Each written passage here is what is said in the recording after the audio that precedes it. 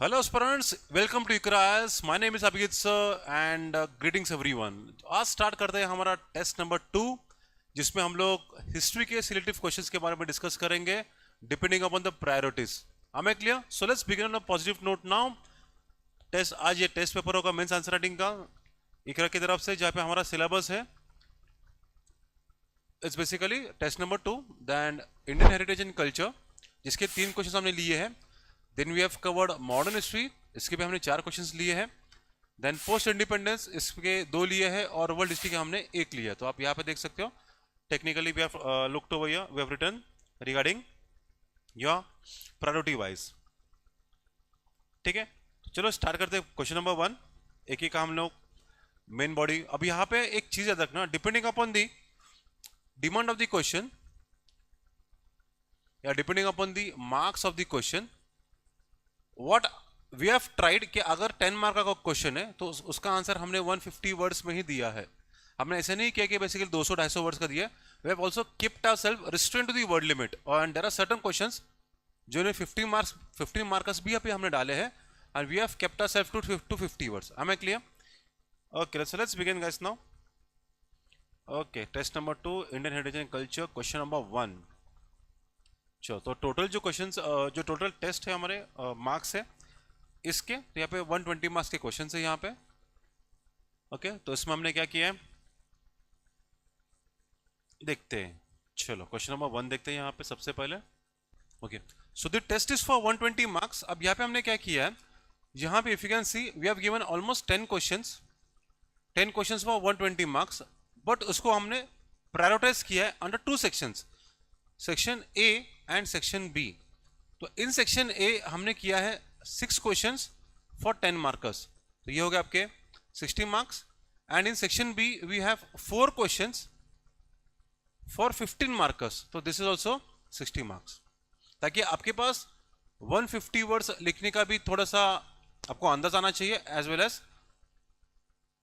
250 words लिखने का भी आपको अंदाज आना चाहिए. ठीक है, तो हमने ये प्रिंसिपल को फॉलो किया यहाँ पे. So this is how like 60 and 60 becomes your 120. Now let's begin guys. चलो, so question number 1 of section है, लेट्स बिगिन दैट. क्वेश्चन क्या पढ़ रहा है, what were the events that led to Quit India Movement. Okay, point out its results. तो मैं quickly briefing करना चाहता हूं, जब हम लोग कोई क्वेश्चन को पढ़ते तो उसके बारे में क्या करना चाहिए. So let's see that.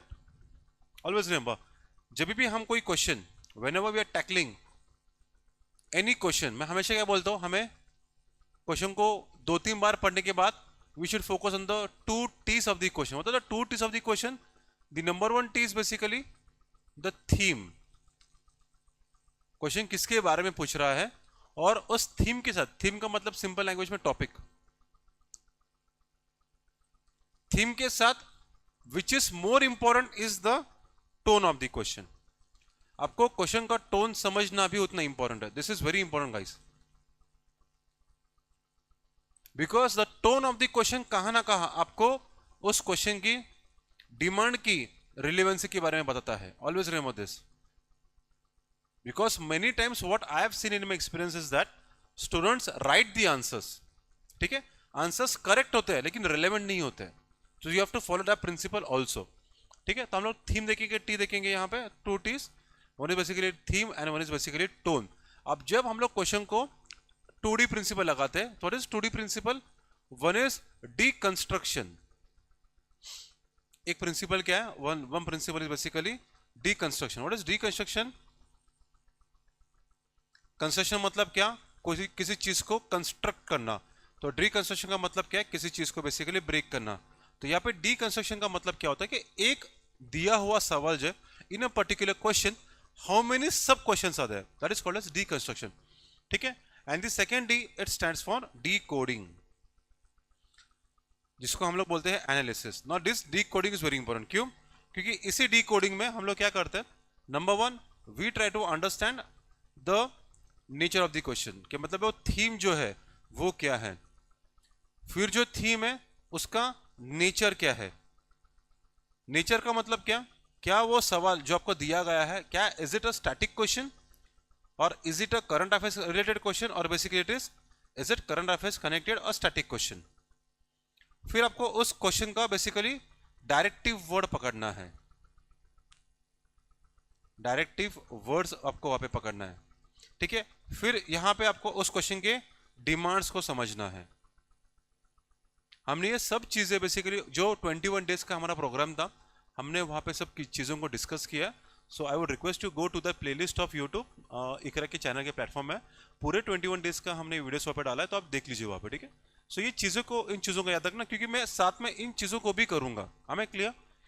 अब यहाँ पे सर आपने क्यों किया ये theme and all that stuff, तो ऑलवेज रिमेंबर गाइस, जो थीम है, द थीम, उसको समझना इंपॉर्टेंट है, क्योंकि इसके बारे में हम लोग इंट्रोडक्शन में लिखेंगे। सो this is what the theme is important. और ये सब जो चीजें हैं, डायरेक्टिव वर्ड्स और ये, this will be helpful to have a approach कहां पे, in the main body of the answer, in the main body. इसलिए इन चीजों को समझना काफी इंपॉर्टेंट है, ठीक है। So on that line only we shall begin now. Let's see that what were the events that led to the Quit India movement, ठीक है। Point out it result. तो अगर मैं क्वेश्चन को 2-3 बार पढ़ता हूं, सबसे पहले क्वेश्चन का नेचर क्या है, क्वेश्चन का नेचर क्या है, यहाँ पे स्टैटिक, तो यहाँ पे हम लोग एस लिख देंगे, मुझे समझ में आ रहा है, ठीक है। एंड देन अब यहाँ पे स्टैटिक क्वेश्चन तो है, अब मुझे देखने के बेसिकली 2D प्रिंसिपल लगा के, या थीम, सबसे पहले थीम देखेंगे। 2-3 बार हम लोग सवाल को पढ़ने के बाद थीम क्या आ रहा है, थीम बेसिकली यहाँ पे आ रहा है क्विट इंडिया मूवमेंट। यहाँ पे लिखूंगा द थीम, राइट, टी लिखूंगा। अब I will look into it deconstruction. Deconstruction मतलब क्या, वो क्वेश्चन कितने सब क्वेश्चन में ब्रेक किया, तो आप यहाँ पे देख सकते हो, एक व्हाट आर द इवेंट्स, एक ये क्वेश्चन है पॉइंट आउट द रिजल्ट्स। तो यहाँ पे बेसिकली व्हाट आर दिस, यहाँ पे दो चीजों को, तो 2D है यहाँ पे, ठीक है। अब व्हाट वर द इवेंट्स, तो directive word number 1, point out the result, point out, directive word number 2। am I clear? तो डायरेक्शन हमें समझ में आ रहा है यहाँ पे। अब हम लोग को डिमांड क्या, तो को डिमांड क्या है, व्हाट वर द इवेंट्स, तो दिस इज माय को डिमांड 1। अगर दो डायरेक्टिव वर्ड्स है तो डिमांड्स भी 2 हो गए, and point out it's result, तो दिस इज माय को डिमांड नंबर 2। तो अब मुझे यहाँ पे, और ये क्वेश्चन समझ में आ रहा है, स्टैटिक है, तो बेसिकली मुझे यहाँ पे I will go by pointers format. am I clear? अब थीम क्यों मैंने बोला, why the theme, because this theme is important for me to write in the introduction. तो ये जो को डिमांड, ये कहाँ में जाएगा, मेन बॉडी। ये को डिमांड है, ये कहां पे जाएगा, main body. am I clear? समझ में आ रहा है कैसे लिखने है आपको? आप आराम से पॉइंटर्स को देख लीजिए आप यहाँ पे। तो बेसिकली हमारा इंट्रो क्या जाएगा, हम लोग थीम के बारे में, तो what is the theme, quit India movement, तो हमने सीधा लिख दिया, the Quit India movement launched on August 1954 1952, sorry, और इसको यूडी कट कर इसको।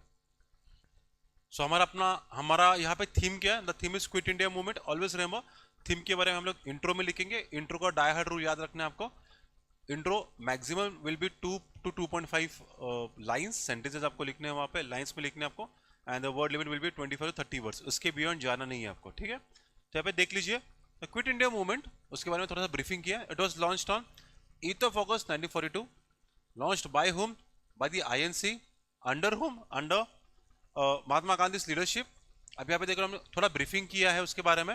अब आगे क्या लिख रहे हैं, वॉस, अब उसके बारे में बता रहे हैं, was a decisive mass protest demanding an end to the British rule. तो यहाँ पे आप देखोगे, तो यहाँ पे कहा ना कहा इंट्रो में, if you can see over here the second half, अगर मैं यहाँ पे ब्रेक कर रहा हूं, तो in the first half I have कहा ना कहा, I have briefed about it, हल्का सा ब्रीफ्ड किया है, बट सेकेंड हाफ में मैंने क्या किया, उसके बारे में हल्का सा उसका मैंने एम के बारे में बताया, हल्का सा उसका मोटिव के बारे में बताया, उसके पीछे का रैशनल क्या था। am I clear? ठीक है, to end British rule in India. Okay, तो now we will go to the main body. हमने कोशिश की ये वर्ड्स, आई रिपीट, आपको ये वर्ड्स नहीं लिखने, जस्ट टू डिफरेंशिएट इट, हमने वो किया, ठीक है। तो मेन बॉडी में क्या होगा, question what were the events that led to Quit India, simple, there were several events that led to the movement. Point number 1 देखते हैं अब इसमें, चलो। ओके, चलो। सो बेसिकली सेवरल इवेंट्स, अभी यहाँ पे अगर आप देखोगे तो question more or less, if you can see over here, the question more or less has been, the question is more or less a static in nature, static nature है उसका, और जो क्वेश्चन है वो directly it's a factual question. Always remember, factual questions को please make sure एक बढ़िया से उसको मेन हेडिंग दे दीजिए, just give it a main heading. जो भी आपका मेन हेडिंग होगा मेक श्योर कि आप उसको बॉक्स करते हो। मेन हेडिंग हो गया, then I will start with the point number 1, the sub heading. जो भी होगा सब हेडिंग, सब हेडिंग को बेसिकली मैं अंडरलाइन करूंगा and then I will start with the whatever my like explanation part is this. जो भी मेरा एक्सप्लेनेशन होगा बस।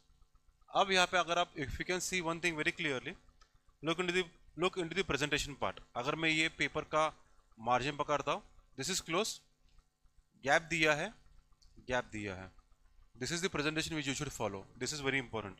Answers should be presentable, absolutely yes, ठीक है। Now explanation, please make sure explanation should be maximum 2 lines। इसके beyond explanation के तरफ मत जाइए, बिकॉज क्या होगा अगर आप 2 लाइन्स के बियॉन्ड खींचते हो, नंबर 1 वर्ड लिमिट खत्म हो जाएगी, number 2 you will be able to cover less pointers. तो आपको समझ में आया, सब हेडिंग, हल्का सा space, sorry main heading, sub heading and basically explanation. And explanation में हमें क्या याद रखना है, बेसिकली मैक्सिमम 2 लाइन्स। क्यों 2 lines? For number 1 I can write more dimensions, ठीक है, ओके। एंड नंबर 2 अगर मैं मैक्सिमम 2 लाइन्स तो भेजिए, I will have more words to write for next part, ठीक है। So please make sure you are doing it. चलो आगे बढ़ते हैं अभी यहाँ पे, let's look into the events.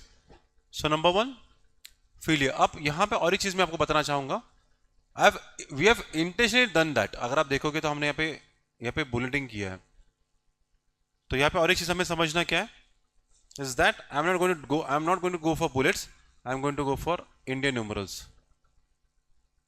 सब heading 2, sub heading 3, so I am going for Indian numerals, याद रखना, ठीक है। प्लीज अवॉइड कीजिए रोमन जो न्यूमेरिक्स होते हैं ना, न्यूमरल्स, वो थोड़ा सा अवॉइड कीजिए। I won't say don't use it, avoid करो, डेफिनेटली इसको अवॉइड करो। और क्या अवॉइड करने हैं आपको, बेसिकली जो बुलेट्स होते हैं, bullets in the form of symbols, उसको भी कोशिश करो थोड़ा सा अवॉइड करने का, है ना। हाँ, I have seen many students ऐसा कुछ करते हैं, देन बेसिकली ऐसा डोंट डू दिस, ये थोड़ा सा अवॉइड करो आप। मैक्सिमम लाइक पॉइंट नंबर 1 उसका अपने एक्सप्रेशन डाल दिया यहाँ पे, maximum is dots, dots are acceptable, ठीक है, ग्रेट। चलो लेट्स बिगिन। तो several events that led to the movement, number 1 Cripps mission 1952, उसका फेलियर। अगर आप हिस्ट्री भी पढ़ोगे तो हिस्ट्री में भी दिया है, देयर आर पोस्ट 1940s ना, 30s 40s के बाद, specifically after the initiation of World War I and the downfall of the downfall नहीं बोलना चाहिए, जब 28 rules of 20 and 28 months of rule Congress government का बेसिकली पैकअप हो गया ना, so वहाँ पे डिमांड इंडियन गवर्नमेंट या Indian perspective became more dominant now, more aggressive now, right. तो उसमें क्रिस्प में फील होगा, क्यों? क्योंकि बेसिकली उन्होंने क्या दिया, डोमिनेंट स्टेटस एक्सेप्टेबल था, एब्सोल्युटली नो, है ना। उन्होंने पूरा जो इंडिपेंडेंस है उसके लिए उन्होंने दैट टाइम नकार दिया था। Then at the same time उसके साथ क्या हो रहा है कि लोगों के बीच में जो नाराजगी है वो काफी बढ़ रही है, पब्लिक का जो डिसकंटेंट है, नाराजगी है ना, that is growing. Why now? Because याद रखना, वर्ल्ड वॉर हुआ है, India was made a party और a member of the world war. तो यहाँ पे हो क्या रहा है, यहाँ पे इन्फ्लेशन बढ़ रहा है ना, वॉर टाइम के कारण चीजों में शॉर्टेजेस आ रही है, authoritarian war time measures, right, जिसके कारण लोगों में नाराजगी लगे। War time shortages what regarding resources. अब रिसोर्सेस में सबसे मेन तो क्या है, फूड सप्लाई, क्योंकि जो फूड सप्लाई है वो बेसिकली डाइवर्ट किया जा रहा है, याद रखना, ठीक है। And war time authoritarian measures, इसका मतलब क्या, the decisions were taken single handedly. तो ये भी इसने भी लोगों को नाराज कर दिया है। Then inspiration, even this is a good point, inspiration from global events, मतलब देयर वाज अ, हम लोग इकोनॉमिक्स में बोलते हैं ना, हैव्स एंड हैव्स नॉट्स, ठीक है। तो वैसे ही on the global platform when the world wars were there, countries were more or less divided two different groups. One which एक group ऐसा होगा which was undefeatable, ठीक है, जिसको हम लोग नॉन विंसिबल बोलते हैं, उसको जिसको हरा नहीं जा सकता। हाँ, तो one was powerful group and powerful countries and the other one was less powerful countries. लेकिन हुआ क्या, now things started to change, और उसका एग्जांपल क्या है सबसे बेस्ट, जापान इतना छोटा सा आइलैंड देश है, it advanced in south east Asia, जिसने जो ब्रिटिश की पॉलिसीज है उसके वल्नरेबिलिटी को एक्सपोज कर दिया यहाँ पे। This is another point of view. Then ultimately British का एक्चुअल इंटेंशन क्या है, उसका कहा ना कहा एक्सपोजर हो गया है, वहां पे एक्सपोजर्स हो रहे हैं now, and this exposure was not in good faith, it was not in good faith. मतलब क्या, कहा ना कहा उनका जो हिडन एजेंडा है वो एक्सपोज हो गया वहां पे।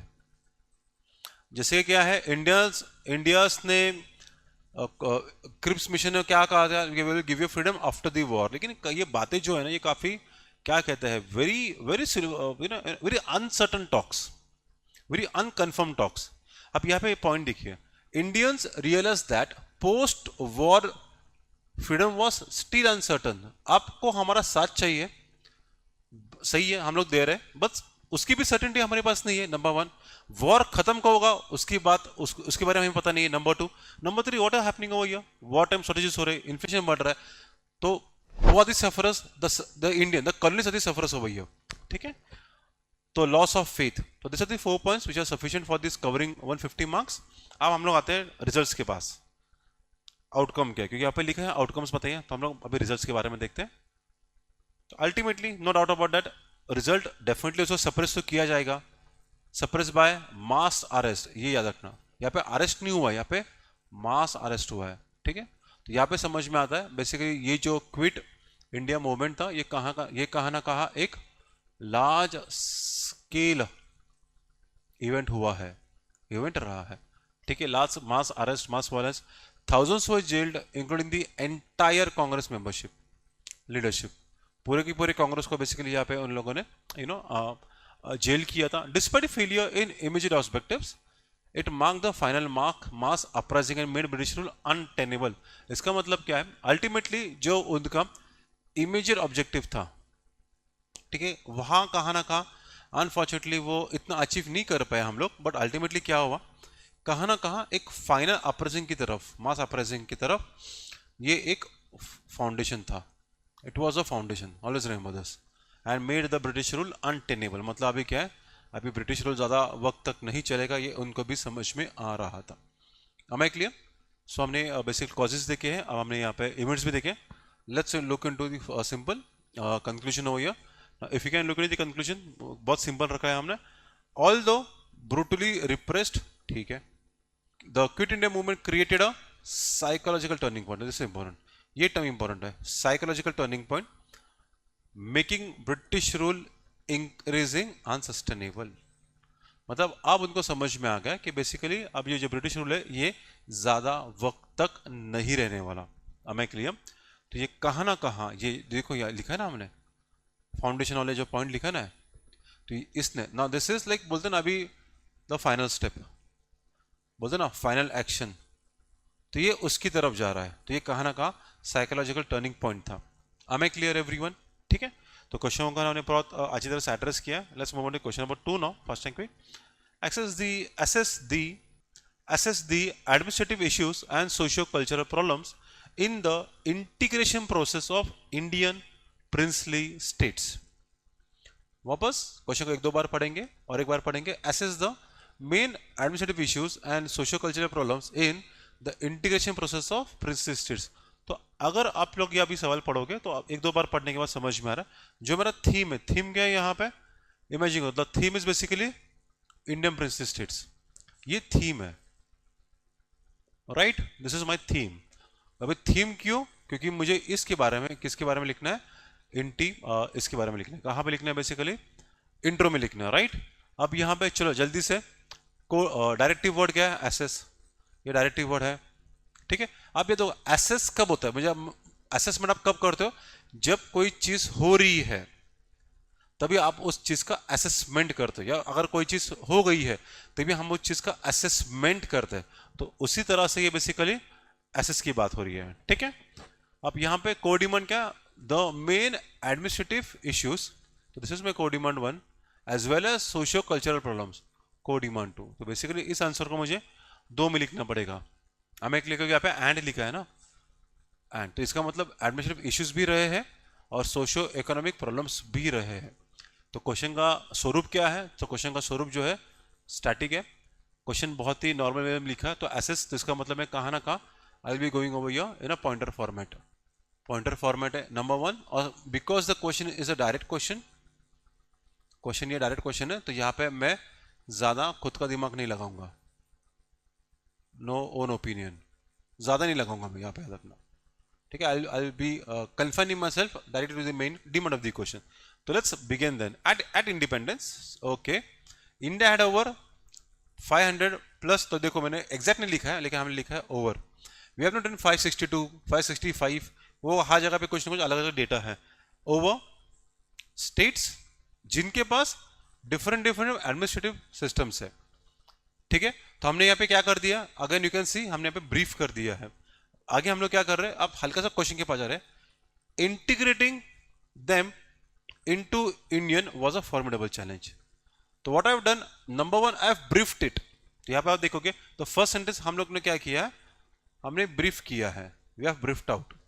अब सेकेंड सेंटेंस में हमने क्या किया, कहाँ ना कहाँ जो थीम है उसको हमने लिंक किए करने की कोशिश किया। ये आपको आना चाहिए, this is very important now. Am I clear, ठीक है। चलो now let's move on to the main body guys. Main body के पास चले, मेन बॉडी 2 हो गए यहाँ पे।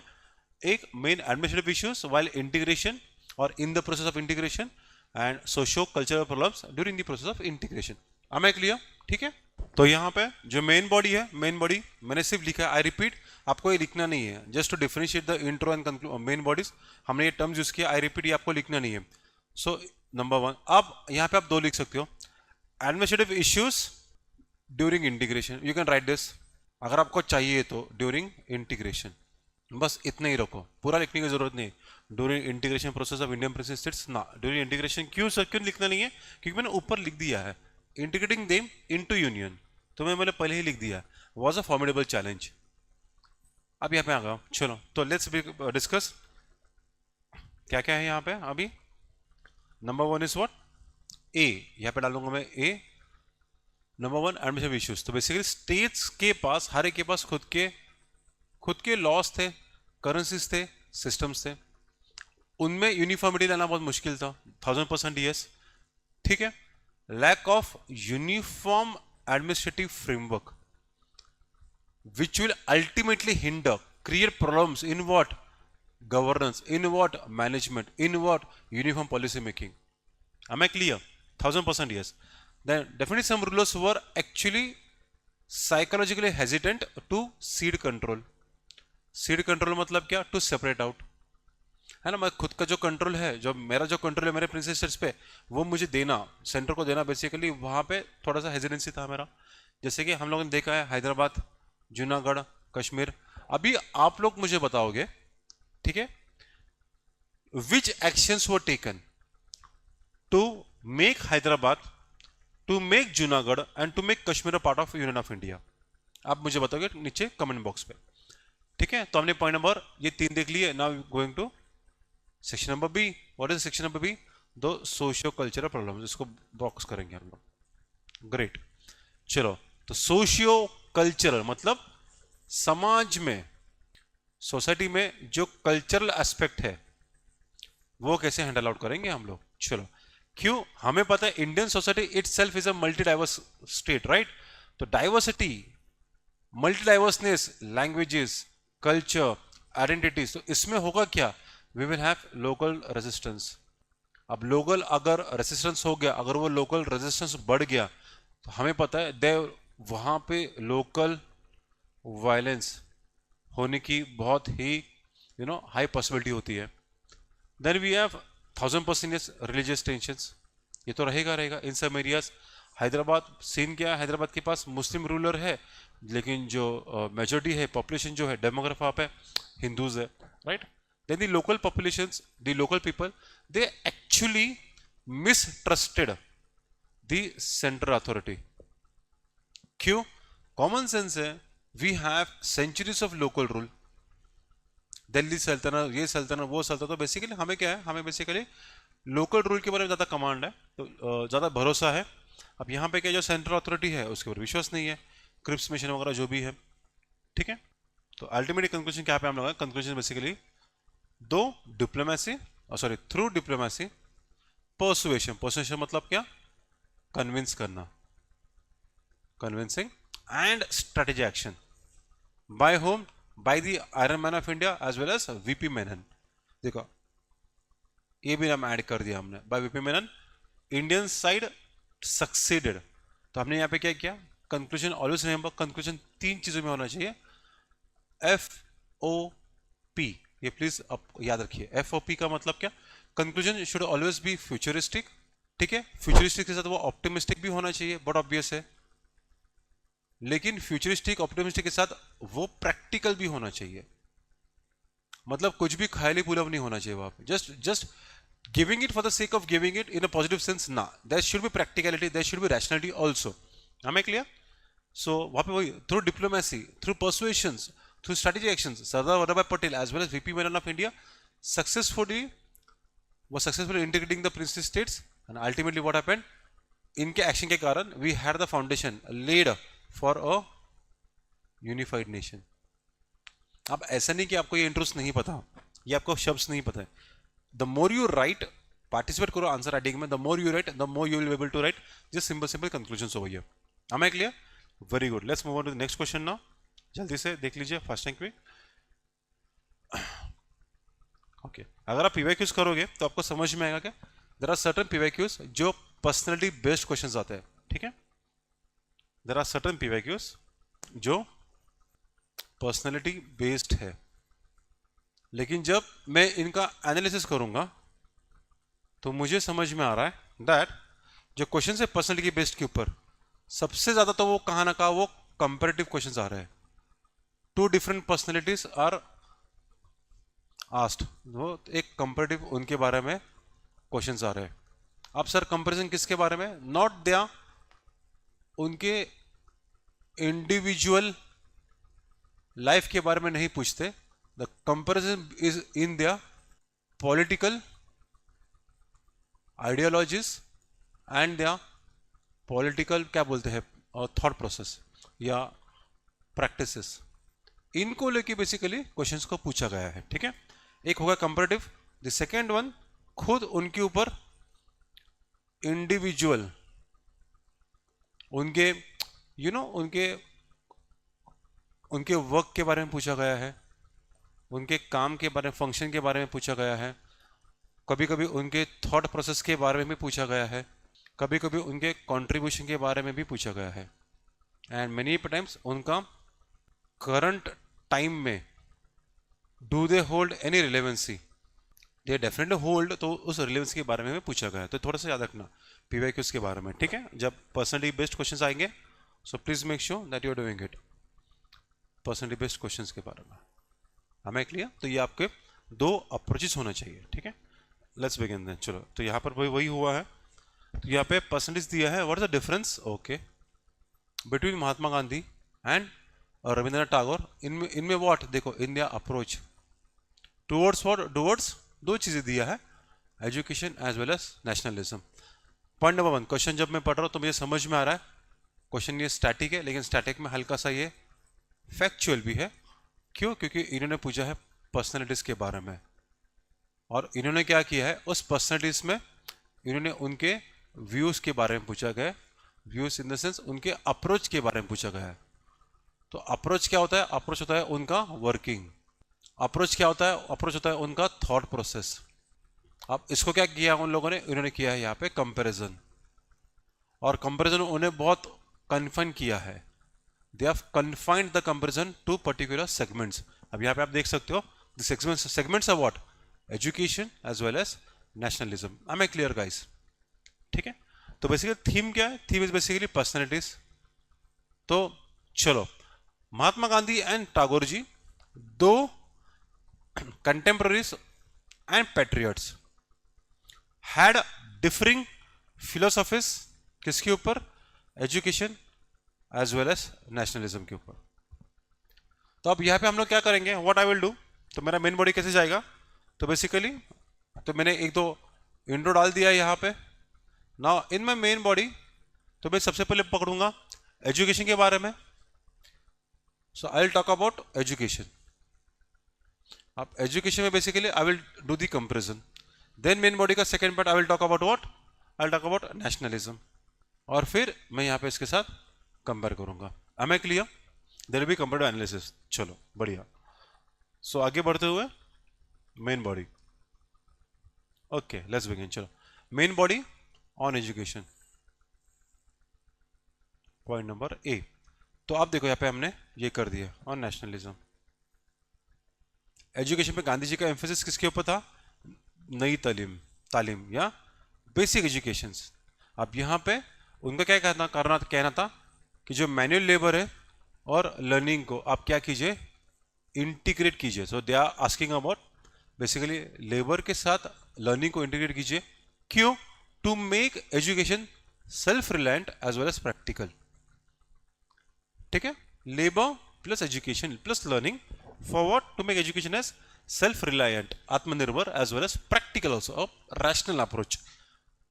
टागोर जी का क्या था, उनका थोड़ा सा होलिस्टिक व्यू था, holistic as well as liberal education, जो बेसिकली इंडियन कल्चर में रूटेड है।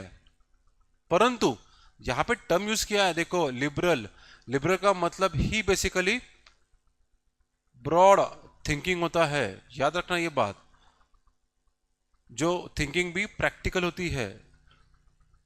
तो उनका क्या कहना है कि बाबा ऐसा एजुकेशन रखना चाहिए जो कल्चर के साथ which shall also be open to global ideas. लिखो ग्लोबल आइडियाज, जैसे कि शांति निकेतन मॉडल, याद रखिए, this is important. Am I clear, ठीक है। चलो तो हमने यहाँ पे एजुकेशन के बारे में देख लिया, अब यहाँ पे थोड़ा सा इसके बारे में देख लेते हैं, नेशनलिज्म के ऊपर। Okay great.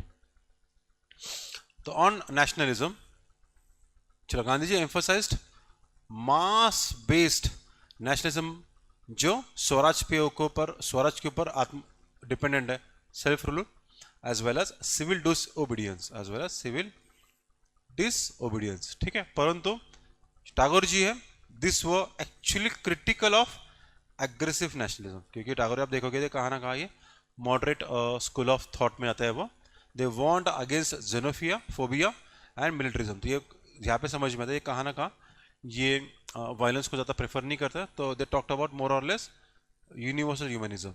ये थोड़े से टर्म्स आप आपके आंसर्स में लेके आइए, ठीक है। Because Rabindranath Tagore was one of the pioneers before framing of INC, तो that school of thought was more or less more moderate in nature, है ना। वो 3 P's हम लोग सुनते हैं ना, प्रेयर्स, पेटिशंस वगैरह, तो वो कहाँ ना कहाँ they are against militarism, they are against aggressive nationalism, मतलब थोड़ा सा दोनों का मोड, थोड़ा सा अप्रोच है, ठीक है। Okay, but they believe in universe humanism. चलो सो कंक्लूजन में देखते हैं। While Gandhi ji's approach was pragmatic and mobilizing, Tagore का हल्का सा फिलोसॉफिकल था, टागोर जी का फिलोसॉफिकल था एंड हल्का सा इंट्रोस्पेक्टिव भी था, right. Together they enriched India's intellectual and moral landscape. This is important. Okay, simple question है, सिंपल आंसर है। जो लैंग्वेज हमने यूज की, जो वर्डिंग्स यूज किया हमने, वी हैव मेड श्योर कि जो वर्डिंग्स है वो वर्डिंग्स आपको आपने पढ़े भी होंगे। We are just using it in using simple words, but we are trying our best to use in a more sophisticated language, जो आपको भी पॉसिबल है। हमें clear. Let's move the next question now guys, question number 4 जल्दी से देख लेते हैं हम लोग। ग्रेट, चलो आर्ट एंड कल्चर के बारे में आ गया। How will you explain that medieval Indian temple sculptures represent the social life of those days. तो अगर आप देखोगे यहाँ पे, तो बेसिकली जो यहाँ पे थीम है, तो थीम समझ में आ रहा है। थीम इज बेसिकली व्हाट, तो theme is over here temple sculptures. हमें क्लियर।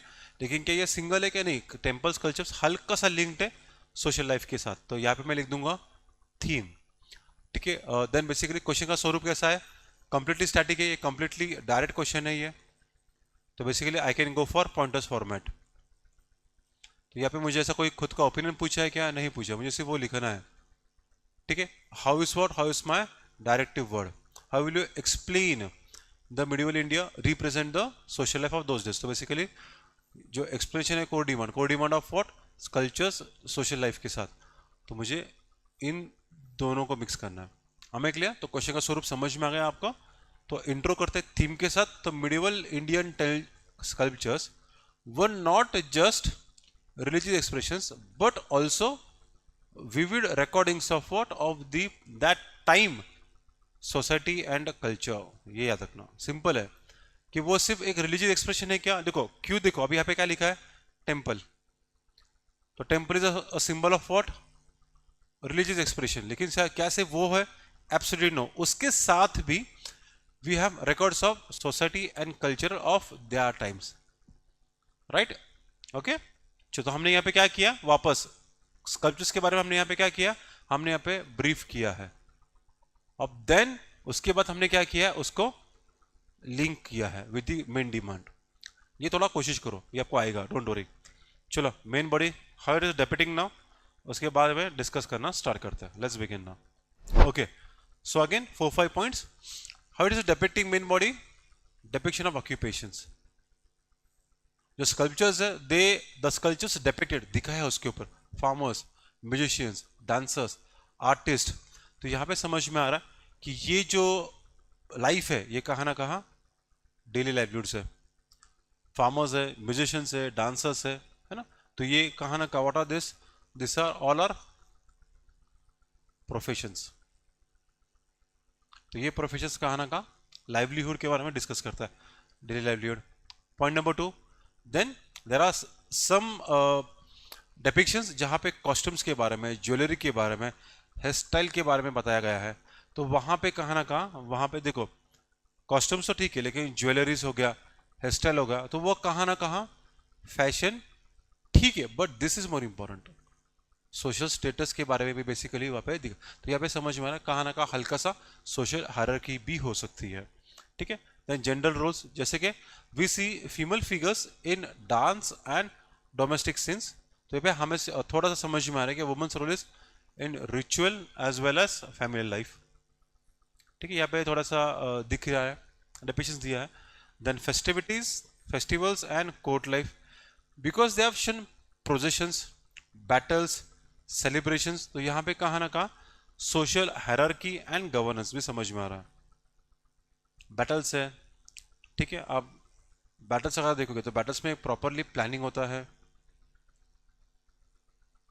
बैटल में कहाँ ना कहाँ प्रॉपरली एग्जीक्यूशन होता है। तो ये किसका पार्ट है, ये कहाँ ना कहाँ ये गवर्नेंस का पार्ट है, ठीक है। देन सेलिब्रेशंस है, आप ये सेलिब्रेशंस को आप इनके साथ कनेक्ट करो, प्रोजेक्शंस है इनके साथ आप कनेक्ट करो, तो कहाँ ना कहाँ यहाँ पे एक सोशल हायरार्की भी डिपिक्ट हो रही है। am I clear? Then the next point is religious plurality, ये भी अच्छा पॉइंट है। लेट्स मूव ऑन, चलो। सो रिलीजियस प्लुरलिटी क्या है? Temples often house sculptures of gods from multiple traditions. तो यहाँ पे समझ में आ रहा है कि बेसिकली कोई there is no mono religion.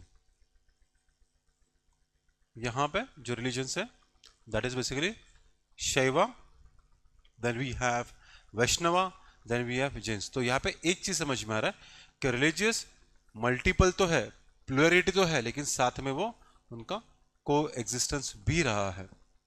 am I clear? And the conclusion note हमने क्या लिखा है यहाँ पे? Middle India offers a mirror into what, social cultural fabric of that time, making them important for reconstructing historical life. Very simple. ये conclusion आप देखोगे ना, ये कहाँ ना कहाँ हमने कोशिश की कि एनसीईआरटी की लैंग्वेज हमने यूज़ की यहाँ पे। तो ये कहाँ ना कहाँ एनसीईआरटी के अगर आप कोई भी पॉइंट होता है ना, तो उस पॉइंट के एंड में जब आप नए पॉइंट की तरफ जाते हैं तो उस पॉइंट के एंड का जो पैराग्राफ होता है, ये सेंटेंसेस वहाँ से लिया है हमने। सो टू मेक श्योर कि आप ये पढ़ते वक्त आपको ये भी समझ में आएगा कि अरे ये पढ़ा है मैंने कहाँ, तो फिर कहाँ पे पढ़ा है? एनसीईआरटी में पढ़ा है। That is this significance of NCERT guys. Am I clear? 4 questions हो गए. Now let's move on to the next question. So question number 5 now guys. ठीक है? Let's begin. Okay. Why was there a sudden spurt मतलब increase in famines in the colonial India? Okay. Since the mid 18th century, give reasons. Okay, चलो जब भी, अभी मुझे simple है question, static nature का है, डायरेक्ट क्वेश्चन है ये, तो I will be going for pointers format. Okay, so why was there a sudden spurt? Spurt का मतलब क्या है यहाँ पे? इंक्रीज। आपको इंक्रीज ग्रेजुअली के नहीं है, अचानक हुआ, तो this is also, this term is also important. किस में? फैमिन्स में, ठीक है। किस में? Colonial India. कॉलोनियल इंडिया मतलब क्या? इंडिया इज अ कॉलोनी, तो it is asking about what? British period specifically, since the mid 18th century, since लिखा है, ठीक है। सिंस द मिड, मिड 18 मतलब क्या? 1750 ऑनवर्ड्स। उसके हमें क्या करना है? हमें देना है उसके रीजंस। ऑलवेज रिमेंबर, जब भी टेल वर्ड और जब भी डायरेक्टिव वर्ड ये लास्ट में पूछा जाएगा, इसको हम लोग कहेंगे टेल वर्ड्स। डायरेक्टिव वर्ड ही होता है, लेकिन लास्ट में पूछा गया ना, इसलिए इसको बोलेंगे टेल वर्ड। हमें क्या देना है यहाँ पे? रीजंस देना है। ओके ग्रेट, चलिए इसका भाई रीजंस को, नाउ रीजंस कैन बी हो सकते कि आप लोग यहाँ पे पेस्टल अप्रोच भी रख दो, हो सकता है यहाँ पे आप कॉन्सेंट्रिक मॉडल अप्रोच भी रख दो, ठीक है। चलो आगे बढ़ते हैं। तो थीम क्या है? Theme is basically over here the famines. Famines के बारे में थीम है, और वो थीम कब से कनेक्टेड है? ये मिड 18th सेंचुरी के साथ। तो जल्दी बात करते हैं। Intro, the colonial India experienced frequent and devastating famines, okay, from the mid century onwards, क्योंकि since लिखा है यहाँ पे, तो onwards कॉमा, लेकिन आगे क्या है? unlike प्री कॉलोनियल टाइम्स, ठीक है। ऐसा नहीं कि प्री कॉलोनियल टाइम्स फैमिन्स नहीं हुआ है, but that can because of some natural reasons, but यहाँ पे there are multiple reasons, natural as well as government policies के कारण, ठीक है। अब यहाँ पे फ्रिक्वेंट देखो, नेचुरल फैमिन्स फ्रिक्वेंट नहीं होते, अगर होते हैं भी तो डेवास्टेटिंग नहीं होते, डिवास्टेटिंग नहीं होते। This is important, right. चलो आगे बढ़ते हैं फिर। अभी let's look into the main body of the answer. Policies के बारे में देखते हैं। नंबर वन, एक चीज आपको प्लीज याद रखना है, whenever see, so when I am writing the main body, जब भी मैं मेन बॉडी को बेसिकली लिखूंगा, definitely because of a factual question I will be going for, because it being a factual question I will be going mostly for pointers format. इस pointers format में I will be giving different dimensions, ठीक है, different dimensions. Now this dimensions can be जो भी है P E S, the dimensions can be basically P E S T L E. P is for what? Political dimensions. E is for what? Economical dimension. S is for what? Social dimension. T is for what? Technological dimension. L is for what? Legal dimension. And this is for what? Environmental dimension as well as ethical dimension. Ethical भी हो सकता है यहाँ पे। हमें clear? ठीक है, dimension से आप इसके बारे में you will be giving me explanation. लेकिन एक चीज याद रखना, every answer, I repeat every answer, ये चीज याद रखना आपको, even attempting this point number one, every main body may not require every dimension, ये भी याद रखना। मे नॉट रिक्वायर और मे नॉट हैव ऑल्सो, हो सकती है लेकिन जरूरत नहीं है, लेकिन हो सकता है कि बेसिकली जरूरत ही नहीं है होने के बावजूद भी, ठीक है। Number one rule. Number two rule याद रखना, always remember, not compulsory in the same, not compulsory same sequence. काफी बच्चों को लगता है कि सर ये सीक्वेंस रखने क्या, नो, कोई इशू नहीं है। And number three which is also more important, एक प्लीज याद रखिए आप कि नो ओवरलैपिंग, आप ओवरलैपिंग मत कीजिए, ठीक है। इसी का नंबर 4 में यहां पे लिख रहा हूं, नो ओवर एक्सप्लेनेशन, एक्सप्लेनेशन देना आपको नहीं है, नो ओवर एग्जैगरेशन, ठीक है। एंड पॉइंट नंबर 5, ये भी चीज रखना, this is actually more important, please remember कि आप अगर पॉसिबल हो तो जो पॉइंटर्स है, ठीक है, जो पॉइंटर्स है उस पॉइंटर्स का आप पहले ब्रेनस्टॉर्म करो, ब्रेनस्टॉर्मिंग करने के बाद उस पॉइंटर्स का आप यहाँ पे प्लीज मेक श्योर कि उस पॉइंटर्स का आप प्रायोरिटाइजेशन करते हो। This is very important. whenever the answer shows prioritization of pointers, prioritization of dimensions, समझ में आता है कि इस आंसर के ऊपर आपने ब्रेनस्टॉर्मिंग किया है। And the most important point, ये ऊपर जाना ही चाहिए, ठीक है, थंब रूल। तो ये थोड़ा सा मेन बॉडी के वक्त ये थोड़ा सा इन चीज़ों के आप ध्यान रखिए। हमें क्लियर, एवरी मेन बॉडी में नॉट हैव, जरूरत नहीं कि हर कोई यहाँ पे डायमेंशन चाहिए। Number one, every main body मतलब आप जब इस पॉइंटर्स में लिखते हो, एवरी मेन नॉट कंपल्सरी के सेम सीक्वेंस में आप पहले पॉलिटिकल लिख सकते हो, बाद में सोशल, बाद में एथिकल, एब्सोल्युटली करेक्ट। याद रखना आपको, ओवरलैपिंग मत कीजिए, दिस इज इंपॉर्टेंट, ओवरलैपिंग नहीं करना है आपको। कोई भी पॉइंटर को, मैंने आपको पहले भी कहा कि आप जब भी you will be explaining this, अब जब भी इसको आप एक्सप्लेन करोगे, राइट, जब भी इसका आप एक्सप्लेनेशन रखोगे, इसका रूल क्या है? Number one, it should be very clear, it should be basically very concise, clear, concise, relevant, है ना, याद रखने की बात, ठीक है। कंसाइज का मतलब है 2 लाइंस, मैक्सिमम 3 लाइंस, उसके बियॉन्ड नहीं, अदरवाइज गड़बड़ हो जाएगा पूरा, ठीक है। ओवरलैपिंग नहीं करोगे, ओवर एक्सप्रेशन नहीं करोगे, direct to the point, and brainstorming तो करोगे, this is most important point, क्योंकि जब मैं ब्रेनस्टॉर्मिंग करूंगा तो मुझे पॉइंटर्स का प्रायोरिटाइजेशन इंपॉर्टेंट रहेगा यहाँ पे। ये सब चीज़ों को समझ में आपको, राइट। चलो let's move on fast and quick guys. तो स्टार्ट करते हैं अगेन। तो क्या हुआ है यहाँ पे फैमिन्स के बारे में, मेन बॉडी में economic policies, yes the economic policies, emphasis more on cash crops, जैसे कि इंडिको है, कॉटन है, जिसके कारण क्या होगा, जो सस्टेनेबल फूड प्रोडक्शन है उसमें बेसिकली वी हैव रिड्यूस, हमें, क्योंकि जो सस्टेनेबल है, जो अफोर्डेबल है ना, जो फूड है, बेसिक फूड, बेसिक तो प्रोडक्शन है, तो यहां पे आप 4 A's लगा सकते हो। Can you tell me the 4 A's? Can you tell me the 4 A's regarding food production? Number one, याद रखना, यहां पे इट विल बी, एक होगा आप फूड को अवेलेबल, अवेलेबिलिटी नहीं है, द बेसिक, अगर अवेलेबल है, अफोर्डेबल नहीं है, अवेलेबल है, अफोर्डेबल है, परंतु एक्सेसिबल नहीं है। अब क्योंकि यहां पे मैंने फूड इसके बारे में बात किया है, तो बेसिकली यहां पे एब्जॉर्प्शन के बारे में बात कर सकते हो। एब्जॉर्प्शन का मतलब क्या है? न्यूट्रिएंट कंटेंट, न्यूट्रिएंट कंटेंट है ना, इतना कैलोरीज, उतना कैलोरीज चाहिए, ठीक है, ऑल द स्टफ, ग्रेट। आगे बढ़ते हैं, चलो point number next, land revenue systems, right, land revenue systems, heavy taxation under different land revenue settlement, land revenue measures like permanent settlement, जिसको स्थायी सेटलमेंट भी बोलते हैं, रैयतवारी, रैयतवारी मतलब पेजेंट्स, जिसके कारण पेजेंट्स को बेसिकली डिस्टिट्यूट, पूरा का पूरा उनका नुकसान हो गया, they got caught in the vicious cycle of poverty, the trend of private money lenders, they increase, the trend of forced wage increase, the trend of forced labor increase, the trend of hereditary laborship वो बढ़ गया यहाँ पे, है ना, ठीक है।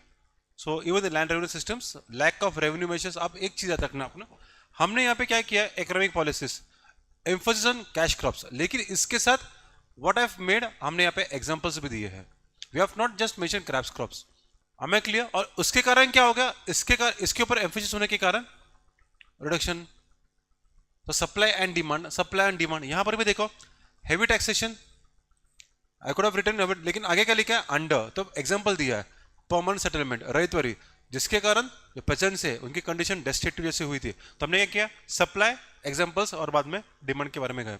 आगे भी देखो, लैक ऑफ रिलीफ मेजर्स, ठीक है, फैमिन्स के बाद जो रिलीफ देना चाहिए, तो British reluctance were interfere in the market, जिसके कारण क्या हो, जो एड चाहिए था, फिर चाहे वो एड, अब यहां पे आप लिख सकते हो ह्यूमैनिटेरियन एड, ह्यूमैनिटेरियन एड, वो कहां ना कहा बेसिकली वो बैकफायर पे चला गया, ठीक है। एक्सपोर्ट ऑफ ग्रेन्स, क्यों export of grains, during famines food grains were exported to Britain for what, profit, जिसके कारण क्या, अगेन, तो व्हाट विल हैपन, जो लोकल लोग हैं उनको फूड मिलने वाला है क्या, नहीं मिलने वाला है। देन इंफ्रास्ट्रक्चर को निगलेक्ट किया गया, बिकॉज द रेलवेज विच वो primary called as basically transportation purposes जो मेन था, लेकिन उन्होंने प्राइमा फेसी क्या सर्व किया, ब्रिटिश के इकोनॉमिक इंटरेस्ट को, नॉट फैमिन रिलीफ। मतलब जब हमें रिलीफ पहुंचाना था तो बेसिकली ऐसा नहीं कि ट्रेन से भेज दो, नहीं, ब्रिटिश इकोनॉमिक इंटरेस्ट उनके लिए यूज किया था उनको, उन लोगों ने, ठीक है। So ultimately conclusion is that the colonial processes they prioritized revenue over welfare. What a wonderful statement. Revenue, profits over humanity, जिसके कारण worsening natural disasters into manmade disaster, क्योंकि because of this actions, because of the actions, the so called natural disaster ultimately it took, it got converted into human induced disaster। हमें clear? जैसे कि क्या, famines as seen in Bengal, Madras and Bengal famines। तो just imagine, दिया बताया भी है हमने, एग्जांपल्स भी दिए हैं, हमें क्लियर? ओके चलो next move on, next question now. Great, another good question. The rise and growth of, चलो जल्दी से, the trace the rise and growth of socio religious reform movement, okay, with special reference to, यहाँ पे क्या लिखा है, young Bengal and Brahmo समाज, okay, special reference दिया है यहाँ पे। तो मतलब मुझे सिर्फ सोशियो रिलीजियस रिफॉर्म मूवमेंट्स के बारे में नहीं बताना है, I have to confirm my self to the young Bengal and Brahmo Samaj, उनको मुझे, सो इसका मतलब है नंबर 1 क्वेश्चन स्टैटिक है, क्वेश्चन डायरेक्ट है, डायरेक्ट प्लस कन्फाइंड, ये भी याद रखना भी यहाँ पे कन्फाइंड। तो मेरे मेन बॉडी में क्या आने वाला है, मेरे मेन बॉडी में आएगा बेसिकली यंग बंगाल के बारे में, social religious movements and Brahmo समाज के बारे में, ठीक है।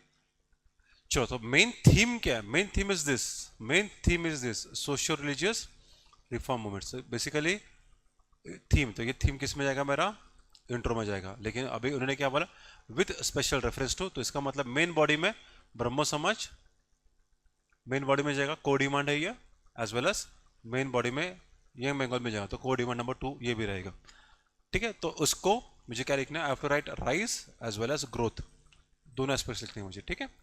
Let's begin then guys. The 19th century social religious movements emerged as a response to colonial modernity and internal stagnation in Indian society। कितना अच्छा शब्द दिखा है यहाँ पे, if you can C 19th century, ठीक है, क्योंकि वो 10-20s के बाद ही आया, तो 19th century लिख दिया मैंने यहाँ पे। ना this is a place, if अगर मुझे याद नहीं है 1820s में, 1830s में, 1840s में, अगर मुझे पता है कि 1820s 30s में, I can write early 19th century।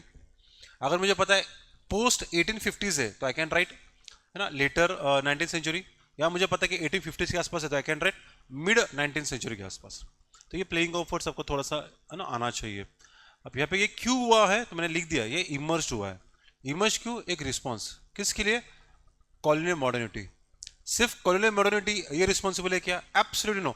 उसके साथ जो इंडियन सोसाइटी में इंटरनल स्टैग्नेशन आया है उसके लिए भी, क्योंकि प्रॉब्लम क्या होगा यहाँ पे, जो हमारा इंडियन सोसाइटी है वो थोड़ा सा इनएक्टिव है, वो ज्यादा रिएक्शनरी है, वो स्टैग्नेंट हो चुका है, समझ भी नहीं आ रहा कि क्या करना है, कॉपी करने या ब्रिटिश कल्चर को।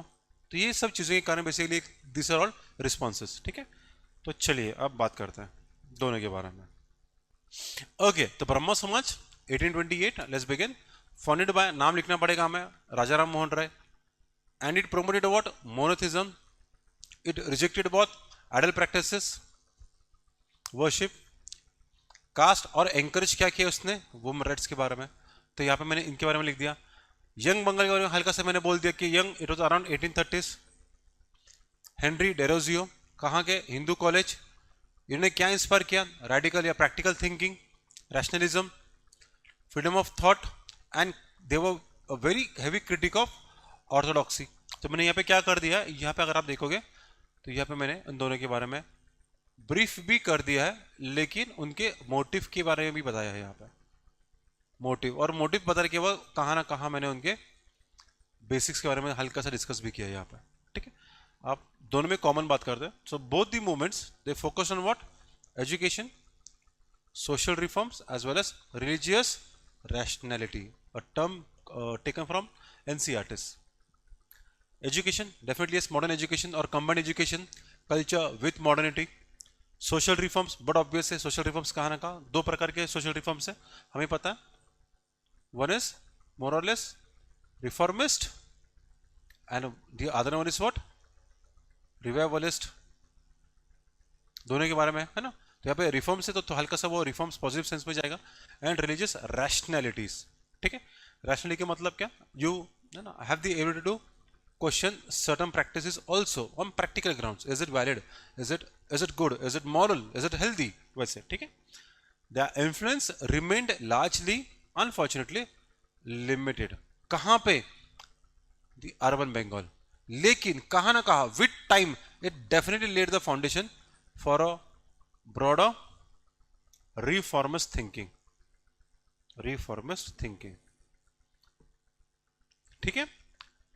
इशू है क्योंकि अगर आप ब्रह्म समाज की बात करोगे या इवन दिस डेरोजियंस की बात करेंगे तो ये कहाँ ना कहाँ इसको हेविली क्रिटिसाइज किया जाता है कि काफ़ी अर्बन बंगाल से किया, लेकिन कहाँ ना कहाँ इन लोगों ने आगे आने वाले जनरेशन के लिए बेसिकली, लेकिन generation what sense reformist movements के लिए, रिफॉर्मिस्ट थिंकिंग प्रोसेस के लिए it led the basic foundations for that also. am I clear, ठीक है। चलो कंक्लूजन क्या है, द ब्रह्मो समाज एंड इन बंगाल वो earlier torch bearers of who reforms, क्या किया है, सोइंग सीड्स किस लिए, for India social awakening and modernity, terms taken from NCERTs. कितना अच्छा लिखा, देखो दोनों के दोनों ये अर्ली टॉर्च बेयरर्स है। क्यों, देखो यहाँ पे ये मैच हो रहा है, इट लेड द फाउंडेशंस, तो ये टर्म्स को भी मैच हो रहा है। और आप देखोगे उसके बाद तुरंत ये लिख दिया हमने, तो ये लग रहा है कि हाँ इसको कंटिन्यू कर दिया आगे, ठीक है। Early torch bearers of reforms, जिन्होंने सोइंग सीड्स फॉर इंडिया, सिर्फ ये नहीं लिखा हमने, social reforms, now we have tried to bit change the words social awakening along with modernity, क्योंकि एक चीज याद रखना, don't use the same words again and again. हाँ, थीम को चेंज मत करो, social reforms in a positive sense, हमने यहाँ क्या लिख दिया, सोशल अवेकनिंग, है ना, मॉडर्न थिंकिंग, हमने क्या लिख दिया, मॉडर्निटी। तो थीम को चेंज मत करो, लेकिन जो वर्ड्स है उसके साथ आप प्लेइंग करना सीख लो। हमें क्लियर गाइस, ठीक है। चलो आगे बढ़ते हैं अभी। Now let's move on to the section B part. हमने अब तक जो क्वेश्चंस देखे थे, this questions were basically what 10 marks of 150 words. आप देखते हैं क्वेश्चन नंबर 7 वगैरह which should be 15 mark of 250 words, ठीक है। हल्का सा क्वेश्चंस की लेंथ भी बढ़े रहेगी। Let's begin then guys, how did the colonial rule affect, how did the colonial rule affect हो the tribals in India and what was the tribal response to this colonial operation, ठीक है। तो एक क्या पूछा है, अफेक्ट के बारे में पूछा है, हाउ दे अफेक्टेड, और एक पूछा है उनके रिस्पॉन्स के बारे में। तो कहाँ ना कहाँ कॉज एंड इफेक्ट, ये बेसिकली क्वेश्चन वहाँ पे जा रहा है, ठीक है। नंबर 1, क्वेश्चन का नेचर स्टैटिक, क्वेश्चन का नेचर डायरेक्ट। सवाल भी पूछ रहा है तो एक बार उन्होंने कैसे अफेक्ट किया है और बेसिकली उनका रिस्पॉन्स पूछा है, ठीक है। तो यहाँ पे we will go for pointers format. Great, चलो इंट्रो स्टार्ट करते हैं। थीम क्या है, theme is basically the tribals. Theme किसके बारे में पूछ रहा है, theme is basically talking about the tribals in India, ठीक है। उनको बेसिकली ना, अगर आप देखोगे तो मैंने पहले भी कहा था, दो चीजें हम लोग याद रखेंगे। नंबर 1, कोई भी क्वेश्चन पढ़ने के बाद, एक तो बहुत क्लियर मैंने मेंशन किया था, जब भी मैं कोई भी क्वेश्चन पकड़ता हूँ तो पढ़ने के बाद आई will be going for 2 T's, right. 1 T is what, 1 T will be definitely the theme or the topic, and the second theme will be what, the second theme will be the tone। अब यहाँ पे देखो, यहाँ पे जो theme पूछा है, तो थीम क्या है, it is about the tribals, tribals के बारे में पूछा है, लेकिन टोन क्या है। अब उस ट्राइबल्स का मुझे बात बताए, उन ट्राइबल्स के बारे में उन लोगों ने पूछा है कि हाउ डिड इट इम्पैक्टेड, जो ब्रिटिश ने ट्राइबल्स को अफेक्ट कैसा किया है, और जिसके कारण ट्राइबल्स का रिस्पॉन्स कैसा है। तो अभी आप देखोगे ये दोनों अगर हम लोग पढ़ते तो कहाँ ना कहाँ ये जो थीम है, ठीक है, ये कहाँ ना कहाँ हल्का सा it is more inclined towards negation, हल्का सा ये नेगेशन के जा रहा है। I am not saying only towards incline और negation, I am telling you हल्का सा नेगेशन की तरफ जा रहा है। तो इसका मतलब इसका टोन क्या हो गया, क्या टोन पॉजिटिव है क्या, नो, इसका टोन यहाँ पे कंसर्न ओरिएंटेड टोन है ये, this is a concern oriented tone. तो मुझे ये दोनों चीजें लिखते वक्त I have to make sure कि मेरे आंसर में कहाँ ना कहाँ कंसर्न ओरिएंटेशन रहना चाहिए। हमें क्लियर? ठीक है, इसे टोन को समझिए, ये बहुत काफ़ी इंपॉर्टेंट है। चलो स्टार्ट करते हैं। तो British colonialism disrupted tribal way of life through exploitative policies in the way of economics, political policies, social interventions, right, leading to जिसके कारण क्या widespread alienation मतलब what exclusion जो अभी भी उनके पास फील होता है एंड रेजिस्टेंस वही तो हमने यहाँ पे लिखा है ना रिस्पॉन्स। ठीक है, तो सबसे तो इंट्रो में समझ में आ रहा है कि वो कंसर्न ओरिएंटेड है। ठीक है, तो मेन बॉडी क्या रहेंगे, main body will be the impact. अब जो मैं आपको बता रहा हूँ बार बार इम्पैक्ट, अगर मुझे इम्पैक्ट भी लिखना है so please make sure questions like impact, the topic like impact, impact right, impact लिखो, इफेक्ट लिखो। ठीक है, तो इम्पैक्ट कैन बी, करो brainstorming, it can be impact in the positive sense as well as negative sense. The impact can be basically sectoral wise। ठीक है, the impact can be time wise, temporal का मतलब क्या, the impact can be short term impact, long term impact, right, positive negatives, right। sectoral में क्या आएगा, different sectors like pestle, अब ये डाल दो। the impact can be concentric model का मतलब क्या, इम्पैक्ट सबसे पहले एट द इंडिविजुअल लेवल, उसके बाद कम्युनिटी लेवल, उसके बाद सोसाइटी लेवल, फिर रीजनल, फिर national sorry, and if in case then global also. हमें क्लियर? तो ये इम्पैक्ट आप लिख सकते हो इन दिस वे। ठीक है, चलो यहाँ पे बात करते हैं इम्पैक्ट्स। तो नंबर 1 इंट्रो आपने डाल दिया है, लेट्स बिगिन देन। सबसे पहले इम्पैक्ट ऑन ट्राइबल्स बॉक्स करेंगे। Point number 1 loss of land, intro of private property and forest loss. Private property concept लाया, फॉरेस्ट लॉस, तो जिसके कारण क्या इन्होंने जो ट्राइबल्स को क्या कर दिया, डिस्पोज कर दिया, डिस्प्लेस कर दिया of the communal lands. Communal lands मतलब ऑफ द कम्युनिटी लैंड्स, जो अब तक उनके लैंड्स थे उनको यहाँ पे पैकअप कर दिया ना, डिस्पोज कर दिया, डिस्प्लेस्ड कर दिया। अब यहाँ पे इशू क्या गया, because of the displacement and disposal, अब यहाँ पे इशू क्या गया, they will go under the feeling of alienation, they will go under the feeling of exclusion, है ना, जिसके कारण बेसिकली कहाँ ना कहाँ तो है ना एक मिसट्रस्ट भी डेवलप होगा। अब ये जो मिसट्रस्ट है इट इज कैरिड फॉरवर्ड, तो ऐसा नहीं कि ये मिसट्रस्ट सिर्फ उस पर्टिकुलर जनरेशन तक ही रहेगा, नहीं वो आगे भी आएगा।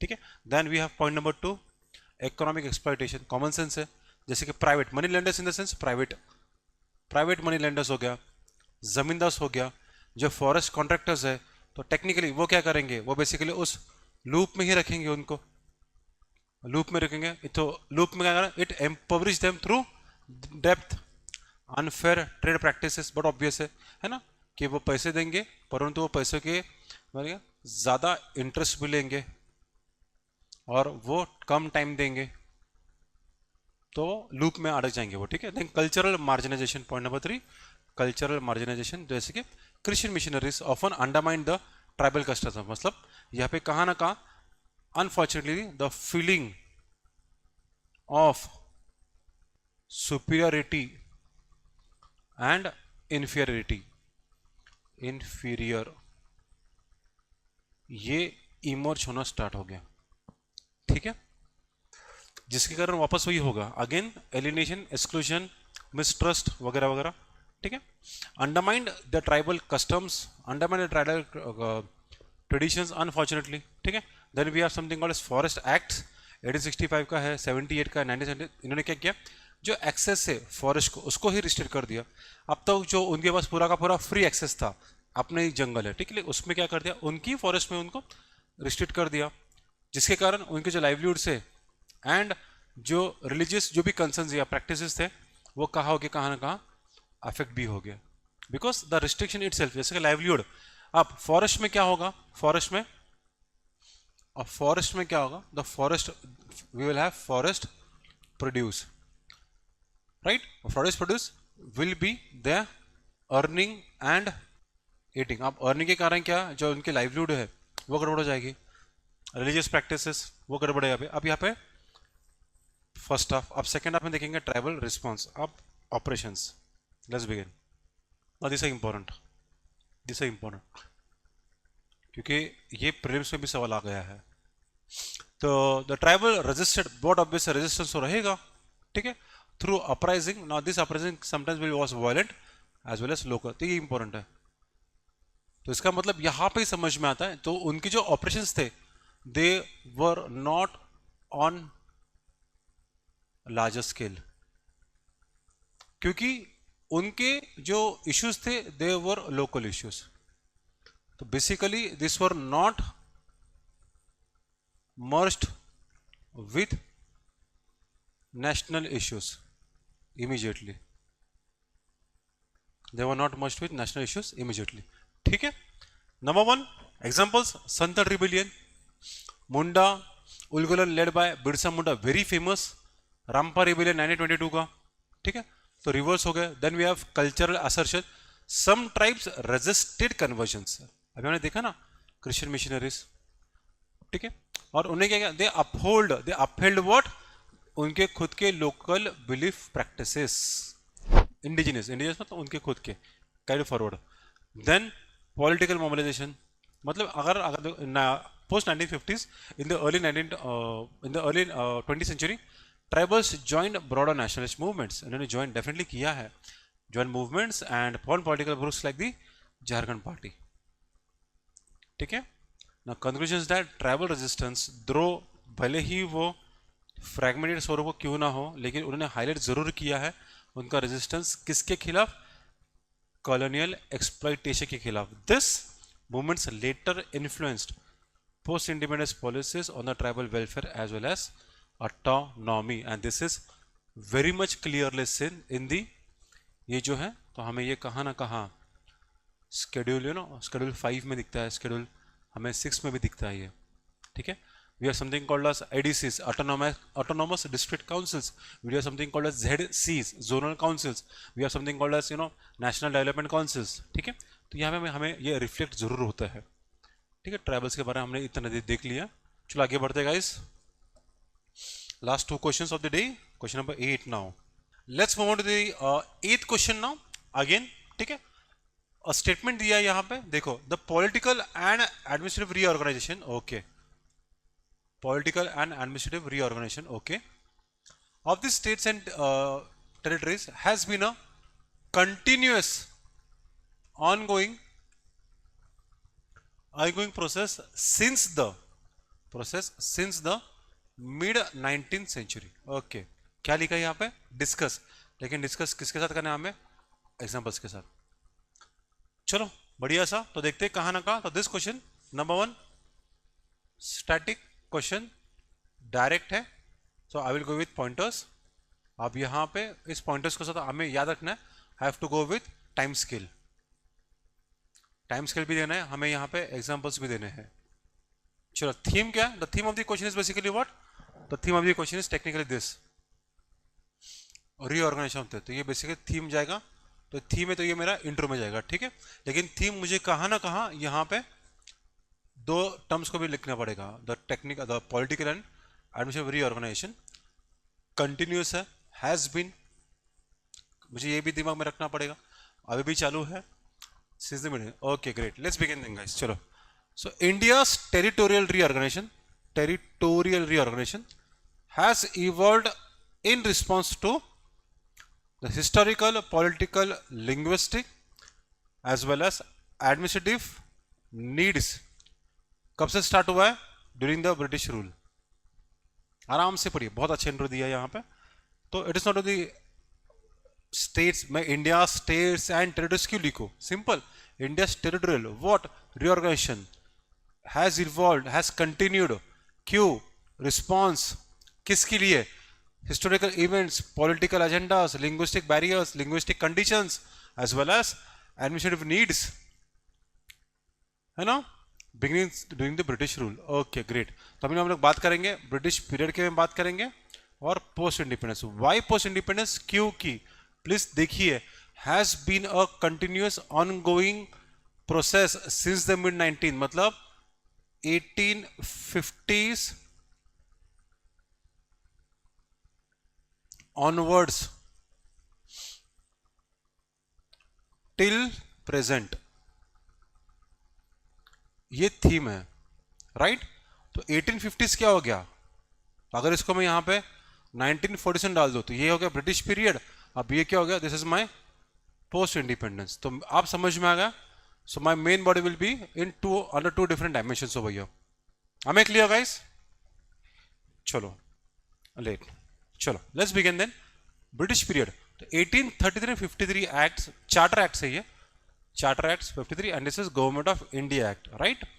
रिकंस्ट्रक्टेड या restructure the territories under presidencies as well as provinces.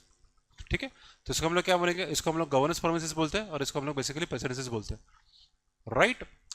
लेकिन post 1857 princely states they remained what semi autonomous but under British sovereignty। तो ये जो प्रेसिडेंसीज है तो this were directly under British suzerainty, और इनके पास एज सच कोई भी क्या बोलते हैं, यू नो, ऑटोनॉमी नहीं है, नो सेल्फ ऑटोनॉमी। तो इनके जो भी फंक्शंस हो गए, जो भी ऑफिस हो गए, this presidencies and provinces will be completely taken care by home, by the basically British government. हमें क्लियर? अब यहाँ पे क्या है? The princes states remained semi autonomous and semi autonomous definitely yes, but under British suzerainty या sovereignty. बात खत्म है, ठीक है? पोस्ट इंडिपेंडेंस क्या? Post independence we had integration of princely states. कब हुआ है? 40 से लेके 49 के आसपास में। सो इट यूनिफाइड, याद है हमने लिखा था Sardar Vallabhbhai Patel ji as well as VP Menon. तो उनके एफर्ट्स के कारण so diplomacy through strategic actions, through persuasion, ये टर्म्स हमने यूज किए हैं। हैदराबाद हो गया, जूनागढ़ हो गया, और क्या है? JNK, basically we were successful in doing that. हमें क्लियर? चलो, स्टेट रिओर्गनाइजेशन एक्ट, ये भी इंपॉर्टेंट है। तो जो स्टेट्स है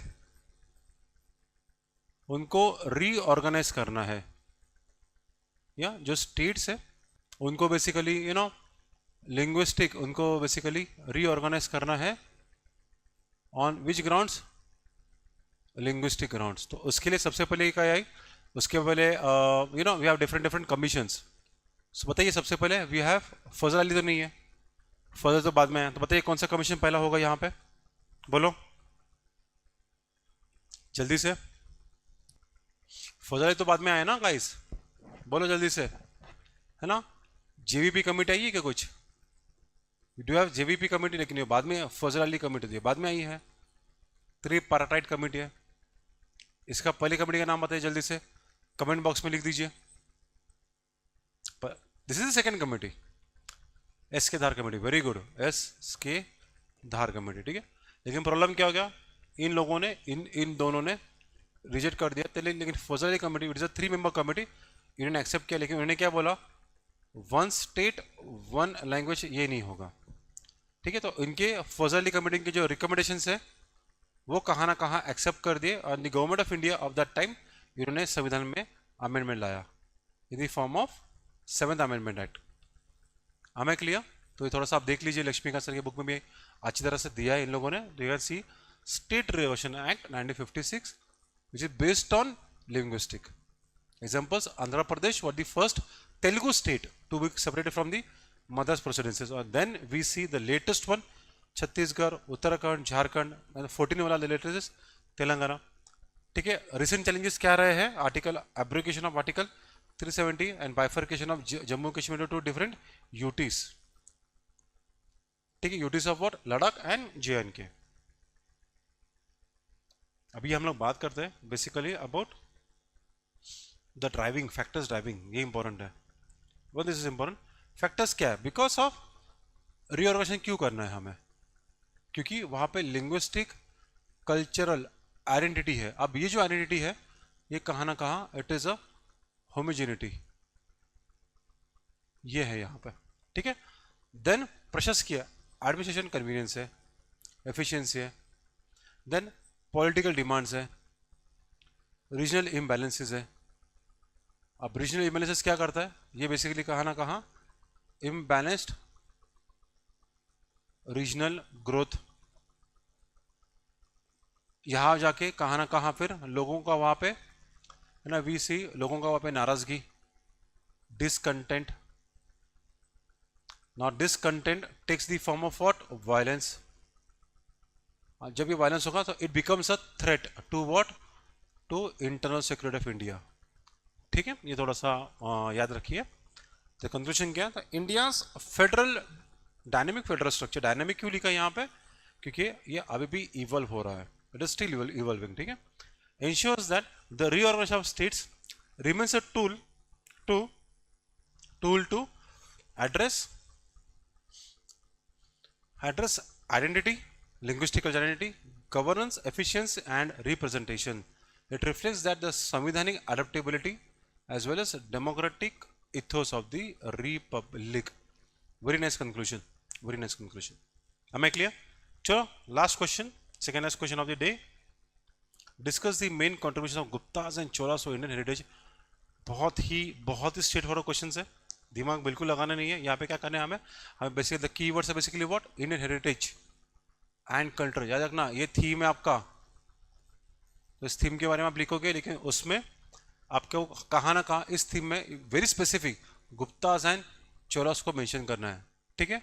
हमें डिस्कस करना है, डिस्कस मतलब you have to be very detail about it. तो introduction is what, Guptas and Cholas are considered NCERT statement golden periods of Indian art and culture, marked by what, marked by advances, marked by developments in what, in art, in architecture, in literature, in प्रशासन, advances, development, improvements, ठीक है, ये याद रखना आपको। Excellent, चलो आगे बढ़ते हैं अभी। चलो गुप्ता इसके बारे में बात करेंगे, बाद में इसके बारे में बात करेंगे, चोलस के बारे में बात करेंगे। ओके, तो मेन बॉडी में सबसे पहले, क्योंकि देखो क्वेश्चन में पहले क्या पूछा, गुप्तास, तो पहले गुप्तास के बारे में लिखेंगे हम लोग। कॉन्ट्रीब्यूशंस क्या क्या है गुप्ता में, contributions are in the field of literature, science, art, architecture and religion. तो लिटरेचर में क्या क्या है, संस्कृत ये फ्लरिश हुआ है, कालिदास जी के जो वर्क है, ठीक है, तो इन्होंने कुछ बेंचमार्क्स को सेट किया है लिटरेचर में। अब उसका ये इंपॉर्टेंट है, अभिनन शकुंतलम, ये टर्म थोड़ा सा इंपॉर्टेंट, ठीक है। साइंस में आर्यभट्ट है, वरम मिहिरा है, इन्होंने एस्ट्रोनॉमी मैथमेटिक्स में बेसिकली काफी लार्ज स्केल कंट्रीब्यूशन दिया है। Art and architecture, development of classical sculptures and temples, Dashavatar temple है कहाँ पे, देवगढ़। फैक्चुअल है, ये काफी फैक्चुअल है, ठीक है, ये आपको भी आएगा। रिलीजन में क्या है, we have the rise of Vaishnavism, Shaivism and development of Puranic traditions, development हुआ वहाँ पे। तो यहाँ पे ब्राह्मण का रोल भी काफी महत्वपूर्ण माना गया इस पीरियड में, ठीक है। लिटरेचर का रोल काफी माना गया इस पीरियड में। उसी तरह से चोला का भी हम लोग देख लेंगे। तो यहाँ पर भी temper, bronze sculptures, maritime trade and commerce, admission, this is important now. यहाँ पे देखो टेम्पल आर्किटेक्चर तो वही है, ड्रेविडन स्कूल ऑफ आर्ट, काफी सही है। एग्जांपल्स क्या आपका, बृहदेश्वर मंदिर तंजावुर का, it's a very wonderful example. एक साइट भी है उसका, it's a UNESCO recognise site, confirm करो इसको। Then we have bronze sculpture Nataraja, वो दिक्कत है, this is important. Maritime trade and commerce culture, expansion to south east Asian countries, जहां पे इंडिया का कल्चर एंड रिलीजन वो स्प्रेड हुआ है। Now this is very important, this is very important. And administration में क्या आएगा, एफिशिएंट लोकल गवर्नेंस में फोकस दिया है, रेवेन्यू सिस्टम्स पे फोकस दिया। अब ये जो सिस्टम्स है दिस वर डॉक्यूमेंटेशन है यहाँ पे in inscription. Now this is very important. तो यहाँ पे समझ में आ रहा हमें कि दैट टाइम का सिस्टम कितना वेल डेवलप था, कितना वेल आर्टिकुलेटेड था। हमें clear, the conclusion is the Guptas and Cholas contributions in art, literature, governance forms the bedrock. ये जो है it is forming the bedrock, it is forming the foundation of the Indian civilisation and its influence beyond borders, क्योंकि यहाँ पे लिखा है हमने। हमें क्लियर, ठीक है, great, very factual questions. The last one of the day now. Okay, थोड़ा सा वर्ल्ड हिस्ट्री का क्वेश्चन ले लेते हैं लास्ट में, ये भी अच्छा है। Explain how the foundation of modern world was led by American and French revolutions. तो आप यहाँ पे देखोगे तो कहाँ ना कहाँ ये जो थीम है यहाँ पे मॉडर्न वर्ल्ड के बारे में लिखा गया है, लेकिन उस थीम को हमें रेवोल्यूशंस के साथ कनेक्ट करना है। तो मेरा जो इंट्रो होएगा, इंट्रो में मुझे रेवोल्यूशंस के साथ हल्का सा मॉडर्न वर्ल्ड के बारे में हल्का सा लिखना है। Let's begin. The American revolution of 1776 and the French of 1789 profoundly, thus look the use of the words profoundly influenced. What they influenced? Modern world in what thought? In political thinking process. यहाँ पे इतना लिखा है ना modern world, but in what thought? Political thought. What in thought? Governance. जिसके कारण क्या? Let the foundation of what? Let the foundation of democratic ideas globally. मैं इतना लिख सकता था ना कि let the foundation of modern world, नहीं लिखो मॉडर्न वर्ल्ड में क्या है, पॉलिटिकल थॉट है। मॉडर्न वर्ल्ड में क्या है, उसका गवर्नेंस है, जिसके कारण क्या हुआ, it led the foundation for the democratic ideas globally. ये इंपॉर्टेंट है क्योंकि वर्ल्ड लिखा है ना यहाँ पे, तो ग्लोबली लिखना पड़ेगा आपको। हमें क्लियर? अब उसके बारे में डिस्कशन करते हैं। चलो पहले अमेरिकन के बारे में बात करेंगे और then we will talk about French one. Let's begin then. चलो अमेरिकन में क्या क्या दिया है? पॉइंट नंबर 1, एब्सोल्युटली सबसे पहले जब भी नेचुरल राइट्स की बात होता है we talk about American revolution, like life, liberty, happiness. Then संविधान। America one of the first countries to have this, ठीक है। गवर्नेंस फेडरलिज्म, मतलब गवर्नमेंट होना चाहिए, लेकिन गवर्नेंस वो लिमिटेड होना चाहिए संविधान के कारण। America was the first amongst the first to tell that. Inspired the nationalist movements, very important. Inspired what? Decolonisation, के मतलब कॉलोनाइजेशन से कुछ नहीं होने वाला है। Specifically Latin America, specifically mention करो। फ्रेंच ने क्या किया? फ्रेंच ने, ये हमें हमारे प्रियमल में भी दिखता है, French Revolution, liberty, liberty of what? Thought, expression, belief, faith, worship, liberty, equality of what? Equality of status, opportunity, fraternity what? Fraternity assuring dignity as well as unity and integrity. तो ये प्रियमल की जो शब्द है ये कहाँ से लिया है? फ्रेंच रेवोल्यूशन के साथ लिया है। It abolished feudalism and it promoted what? People are supreme, popular sovereignty, मतलब क्या? लोक राज्य, people are supreme. It influenced ideologies on which basis? Modern liberal, which basis? Socialist, जिसके कारण we see the rise of republicanism in Europe. अब Europe का छोटा मोटा कॉन्टिनेंट थोड़ी है, ठीक है। अब दोनों में हमने क्या किया? अब यहाँ पे अगर देखोगे सो यहाँ पे, ठीक है, अमेरिकन एंड फ्रेंच में हमने यहाँ पे क्या किया? दोनों का हमने यहाँ पे इंडिविजुअली टैकल किया है। We have tackled them on the individual basis. लेकिन अभी हम लोग यहाँ पे क्या कर रहे हैं कि दोनों का कॉमन कॉन्ट्रीब्यूशन क्या है, क्योंकि यहाँ पे पूछे कॉमन के बारे में। तो अब उसकी बात करते हैं। Both challenged what? Both have challenged, definitely yes, monarchy. Both have challenged colonialism. दोनों ने क्या प्रमोट किया है? Constitutionalism, rule of law, natural rights in the form of human rights. इन दोनों ने क्या प्रमोट किया है? लोगों का राज ठीक है, लेकिन लॉ का राज्य भी होना चाहिए, ठीक है। Both have inspired modern institutions, modern democratic values like parliaments, written constitution, civil codes, के लोगों को सिर्फ उनके राइट्स के बारे में नहीं, उनके ड्यूटीज के बारे में भी मालूम होना चाहिए। And the conclusion will be it gave a break, the American Revolution, the French, they gave a break from the old age autocracy and so-called divine rights. The king or the queen can do no wrong. ये जो था ना, ये इसने break किया है, a decisive break from so-called autocracy, from so-called the king or queen can do no wrong. जहां से we are going towards what? We are going towards democracies. which प्रकार? liberal democracies, and ultimately shaping the political contours of the modern world. Taking the world towards modernity, taking the world towards modern thinking on a more liberal way, on a more humanistic way. हमें clear guys?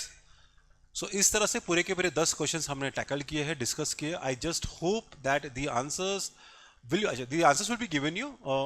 आप जो group को join कीजिए, जो नीचे दिया group है, number है, लिंक है, उस पर जरूर कॉन्टेक्ट कर लीजिए। Every Sundays we do have a paper at 10:30 at Pune offline भी अवेलेबल है और टेस्ट पेपर्स ऑनलाइन भी अवेलेबल है। शेड्यूल मैंने पहले भी डिस्कस किया है, आप यूट्यूब के चैनल पे जाके उस वीडियो को देख सकते हो ज़रूर। And thank you so much, stay connected. And next Sunday का शेड्यूल भी दिया है ग्रुप में, नीचे लिंक PDF है, उस ओपन अप कर लीजिए। पूरा डिटेल शेड्यूल दिया है, कौन से सब्जेक्ट के कौन से क्वेश्चंस, कितने को नंबर ऑफ क्वेश्चंस भी आएंगे। Till then taking off your leave for now. जय हिंद एवरीवन.